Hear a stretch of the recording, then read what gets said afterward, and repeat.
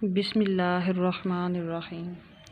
پیاری بہنوں اور بھائیوں، اللہ پاک کا ہم پر بہت بڑا احسان ہے کہ ہمیں مسلمان پیدا کیا اور ہمیں اپنے محبوب نبی آخر الزماں صلی اللہ علیہ وآلہ وسلم کا امتی بنایا، جو انسانیت کے لیے مسیحا بن کر آئے۔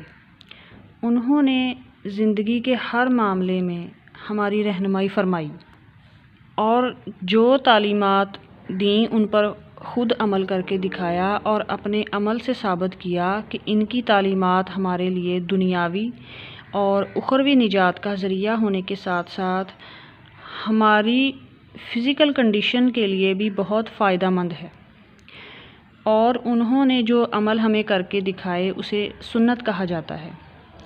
اب دیکھنا یہ ہے کہ ہماری زندگی میں سنت کا عمل دخل کتنا ہے، کیا ہم ان کی تعلیمات پر عمل کر رہے ہیں یا نہیں، اور کتنا عمل کر رہے ہیں۔ ناظرین، ہمارے پیارے نبی صلی اللہ علیہ وآلہ وسلم کی کوئی ایک سنت بھی ایسی نہیں جس کا انسانی باڈی پر سائنٹیفک ایفیکٹ نہ ہو۔ ویسے تو اسلام اور سائنس کا کوئی کمپیریزن نہیں ہے، کیونکہ سائنس کی theories time to time change ہوتی رہتی ہیں، جبکہ اسلام کی تعلیمات اور سنت آج بھی اتنی ہی اوتھینٹک ہے جتنی 1400 سال پہلے تھی، اور قیامت تک اتنی ہی اوتھینٹک رہے گی۔ لیکن پھر بھی سائنس آج تک کسی ایک سنت کو بھی انسانی صحت کے لیے مضر قرار نہیں دے سکی، بلکہ جدید سائنس نے جب کسی سنت پر تحقیق کی تو یہ ثابت ہوا کہ یہ عمل تو انسان کے لیے بہت فائدہ مند ہے۔ آج میں آپ کے سامنے کچھ ایسی پیاری پیاری سنتوں یعنی ہمارے پیارے نبی کی پیاری پیاری عادات کا ذکر کروں گی، جن کے بارے میں جدید میڈیکل سائنس نے یہ ثابت کیا کہ ان پر عمل کرنے سے انسانی صحت پر بہت مفید اثرات مرتب ہوتے ہیں، اور سائنس کی اس تصدیق کے بعد آج غیر مذاہب کے لوگ بھی ان سنتوں پر عمل کرتے نظر آتے ہیں۔ جیسا کہ ہمارے پیارے نبی صلی اللہ علیہ وآلہ وسلم نے فرمایا کہ بدبودار لوگوں کے ساتھ نہ بیٹھو۔ اس بات میں بڑی حکمت ہے۔ بدبو انسان کے ڈپریشن میں اضافہ کرتی ہے، جبکہ خوشبو سے توانائی میں اضافہ ہوتا ہے اور انسانی طبیعت پر اچھے اثرات مرتب ہوتے ہیں۔ پھر آپ صلی اللہ علیہ وآلہ وسلم نے لیفٹ ہینڈ سے کھانا کھانے سے بھی منع فرمایا۔ سائنس کے مطابق ہمارے دماغ کے دو حصے ہیں، دایاں اور بایاں۔ دایاں پازیٹیو اور بایاں نیگیٹیو ہوتا ہے۔ رائٹ ہینڈ سے کھانے سے ہماری سوچ پازیٹیو ہوتی ہے، لیکن جب ہم لیفٹ ہینڈ سے کھانا تناول کریں تو ہماری نیگیٹیوٹی پاورفل ہوتی چلی جاتی ہے۔ پھر ہمارے پیارے نبی صلی اللہ تعالیٰ علیہ وآلہ وسلم کا فرمان ہے کہ انگلیوں کے کڑاکے مت نکالو۔ اس میں حکمت یہ ہے کہ جو لوگ انگلیوں کے کڑاکے نکالتے ہیں ان کے جوڑ کھلنا شروع ہو جاتے ہیں اور جوڑوں کے درد کی شکایت ہو جاتی ہے۔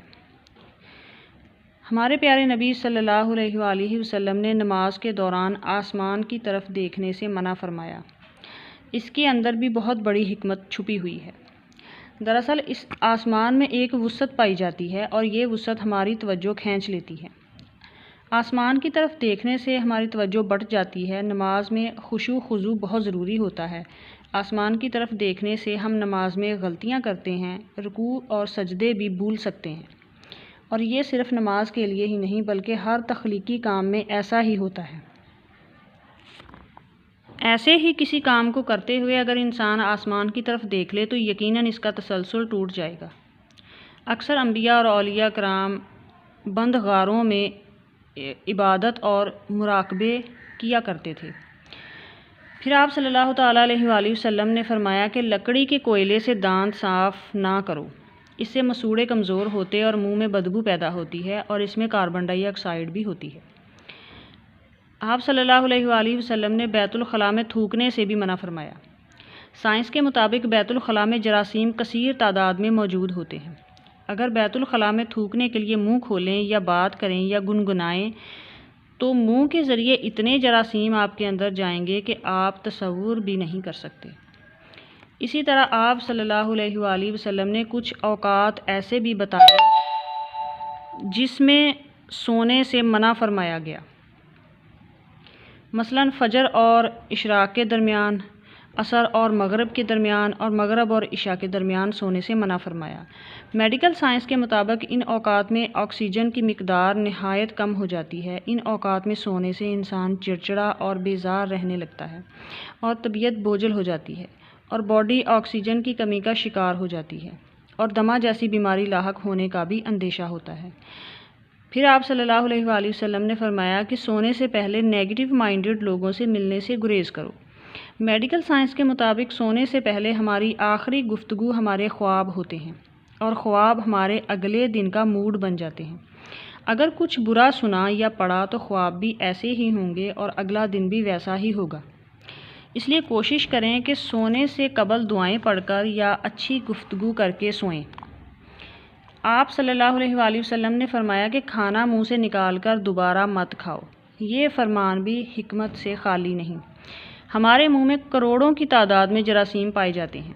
یہ جراثیم جب کھانے کے ساتھ معدے میں جاتے ہیں تو معدے کے غدود ان جراثیم کو ختم کر دیتے ہیں، لیکن اگر ہم کھانا منہ سے نکال لیں جس کے ساتھ جراثیم لگے ہوتے ہیں تو ان جراثیم کو آکسیجن ملتے ہی اتنے طاقتور ہو جاتے ہیں کہ معدے کے غدود بھی ان کو مار نہیں سکتے، اور یوں منہ سے نکلا ہوا نوالا دوبارہ کھانے سے پورا نظام ہضم تباہ ہو جاتا ہے۔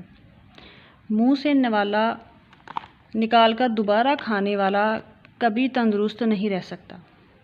اگر ہم میں سے ہر ایک سنت پر عمل کرنا شروع کر دے تو ہماری زندگی میں آسانیاں پیدا ہوں گی اور ہم صحت مند زندگی گزار سکتے ہیں۔ اللہ پاک ہمیں عمل کی توفیق عطا فرمائے۔ آمین ثم آمین۔